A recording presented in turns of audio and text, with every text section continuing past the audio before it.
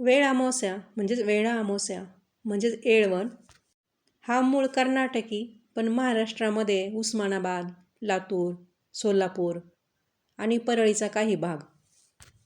त्याचबरोबर जिथं जिथं या भागातील शेतकरी इतरत्र राहतात तिथं तिथं हा सण मोठ्या उत्साहामध्ये साजरा होतो. तसं पाहिलं तर हा कृषीप्रधान सण आहे. मार्गशीर्ष अमावस्या म्हणजेच वेळा अमावस्या मोठ्या उत्साहाने साजरी केली जाते. आपल्या महाराष्ट्राचे माजी मुख्यमंत्री स्वर्गीय विलासरावजी देशमुख हे सुद्धा आपल्या गावी बाभुळगावला ही वेळा अमावस्या मोठ्या उत्साहामध्ये साजरी करायची. त्याचे फोटो वर्तमानपत्रामध्ये बघायला मिळायचे त्यावेळी. वेळ अमावस्या म्हणजे पेरणीनंतर येणारी 7वी अमावस्या. जितकं महत्त्व गौरी गणपतीला असतं तितकंच महत्त्व हे वेळ अमावस्येला असतं. ह्या वेळा अमावस्येला शेतकरी काळ्या आईची ओटी भरून तिची पूजा करतात आणि विशेष असा नैवेद्य त्या दिवशी बनवतात. तर अशी ही वेळा अमावस्या उद्या आहे. या वर्षातील शेवटची अमावस्या म्हणजेच मार्गशीर्ष अमावस्या. तर उद्या अमावस्येला आपल्याला केंद्रात सांगितलेले काही उपाय, काही सेवा करायच्या आहेत. हे उपाय स्वतः गुरुमाऊलींनी सांगितलेले आहेत. स्वतः गुरुमाऊली प्रत्येक हितगुजामधून आपल्याला खूप महत्त्वाची माहिती सांगत असतात, उपाय सांगत असतात, तोडगे सांगत असतात, महत्त्वाच्या सेवा सांगत असतात. ते नुसतेच ऐकायचे आणि नंतर विसरून जायचं किंवा सोडून द्यायचे असं न करता माऊलींनी सांगितलेल्या सेवा ह्या आपण केल्या पाहिजे. तुमच्या घरामध्ये जर काही नकारात्मकता असेल, करणीबाधेचा काही प्रकार असेल, नजरदोष असेल किंवा घरामधील कटकटी असतील, भांडणं असतील, वादविवाद असतील, त्याच्यासाठीच हा उपाय आहे. शक्य असेल तर दोन्ही पण उपाय करा, नसेल तर एक करा. हा उपाय केल्यामुळं घरामधील नकारात्मकता निघून जाईल, घरामध्ये सुख शांती नांदेल. तर चला, इथं मी आज तुम्हाला 2 उपाय सांगते. त्यातला पहिला उपाय आहे तो म्हणजे 7 लवंग आणि 7 कापूर यांचा. हे उपाय शक्यतो संध्याकाळीच करा, 3 सांजेच्या वेळेला. पण जर तुमच्याकडे जर संध्याकाळी वेळ नसेलच तर मग तुम्ही दिवसभरामध्ये करू शकता. पण तुम्हाला लवकरात लवकर जर याचा रिझल्ट हवा असेल तर हा उपाय संध्याकाळीच करा. तर संध्याकाळी हातपाय धुवून आपल्या देवघरात बसायचं आहे. बसायला आसन घ्या, जमिनीवर बसू नका. देवाला दिवा अगरबत्ती करून घ्या. त्यानंतर हात जोडून स्वामींना प्रार्थना करायची आहे.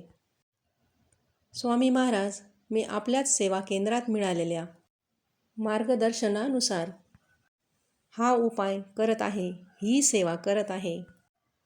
माझ्या घरात जी काही नकारात्मकता आहे, करणीबाधेचा प्रकार, नजरदोष आहे, तो कमी होण्यासाठी, घरामध्ये सुख शांती नांदण्यासाठी मी हा उपाय करत आहे. हा उपाय लागू होऊ द्या आणि तुमचा आशीर्वाद कायम आमच्या घरावरती राहू द्या. त्यानंतर एक पंती घेऊन त्या पंतीमध्ये एक एक करून कापरची वडी प्रज्वलित करायची आहे आणि त्याच्यावर एक एक करून एक एक लवंग टाकायची आहे. आता इथं मी पंतीचं भांडं अगदी सोपं सांगितलं तुम्हाला. तुमच्याकडे दुसरं असेल तर तुम्ही ते पण घेऊ शकता. पण पंती ही सर्वांच्याच घरामध्ये ही उपलब्ध असते.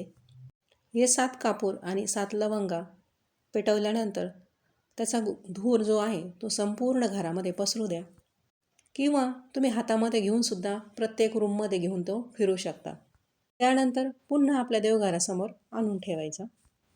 हा झाला पहिला उपाय. आता दुसरा उपाय. सुरुवातीला सांगितल्याप्रमाणे आपल्या देवघरासमोर आसनावरती बसायचं आहे आणि उजव्या हातामध्ये मूठभर पांढरी मोहरी घ्यायची आहे आणि आपल्या देवघरातील जी विभूती आहे ती विभूती घ्यायची. उजव्या हातात घेऊन मग 11 वेळा वल्गा सुक्त आणि 11 वेळा कालभैरवाष्टक म्हणायचं. बघा, कालभैरवांची सेवा ही अतिशय प्रभावी सेवा आहे. ज्या घरात कालभैरवांची सेवा होते त्या घरात कुठलीही बाधा येतच नाही. आता ही पांढरी मोहरी आणि विभूती याच्यावर 11 वेळा आपल्याला दोन्ही पण घ्यायचं आहे, कालभैरवाष्टक आणि वल्गा सुक्त.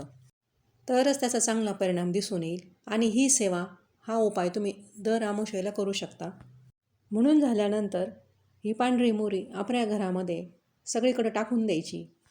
किचनमध्ये, रूममध्ये, हॉलमध्ये, पोर्चमध्ये, अंगणामध्ये सगळीकडे टाकून झाल्यानंतर उरलेली जी काही मोहरी असेल ती मोहरी आपल्या घराचा जो मुख्य दरवाजा आहे त्या दरवाजाच्या बाहेर उभं राहून आपल्या घराकडे तोंड करून थोडीशी डाव्या बाजूला फेकायची आणि थोडीशी उजव्या बाजूला फेकायची. हे करत असताना श्री स्वामी समर्थ, श्री स्वामी समर्थ, श्री स्वामी समर्थ असा जप चालू ठेवायचा. असे हे दोन्ही उपाय अतिशय प्रभावी आहे. आणि उद्याची वेळा अमावस्या ही अमावस्यासुद्धा विशेष आहे. तर हे दोन्ही उपाय जरूर करा. श्री स्वामी समर्थ.